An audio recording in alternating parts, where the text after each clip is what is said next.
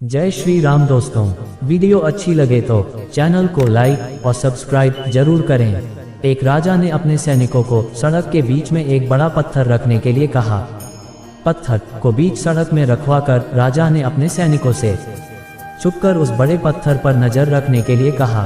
देखना उस पत्थर को रास्ते से कौन हटाता है। लोग उस जगह पर आते रहे और जाते रहे, लेकिन किसी ने भी उस पत्थर को रास्ते से हटाने की कोशिश नहीं की।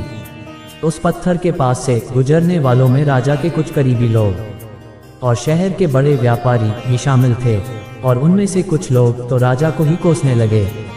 राजा इस पत्थर को रास्ते से नहीं हटवा सकता क्या?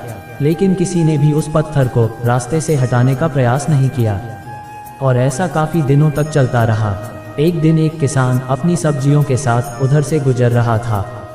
उसने बड़े पत्थर को रास्ते में पड़े देखा और सोचा कि सबको इस पत्थर की वजह से कितनी तकलीफ हो रही है।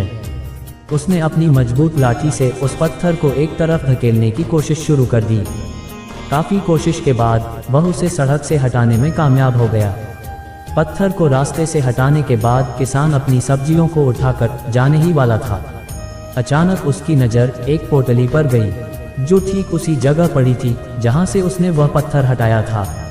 उसने उस पोटली को खोलकर देखा तो उसमें सोने के कई सिक्के थे, और उन सिक्कों के साथ राजा का एक संदेश भी था, जिसमें लिखा था कि ये सोने के सिक्के उनके लिए है जो इस बड़े पत्थर को रास्ते से हटाएगा।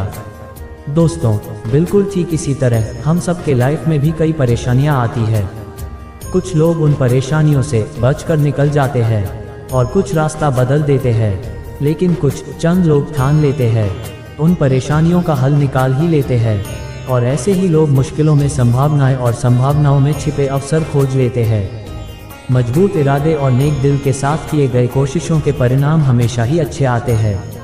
इसीलिए जीवन की परेशानियों से घबराना नहीं चाहिए, बल्कि उन परेशानियों को हल करने की कोशिश करते हुए जीवन सफर में आगे बढ़ते रहना चाहिए।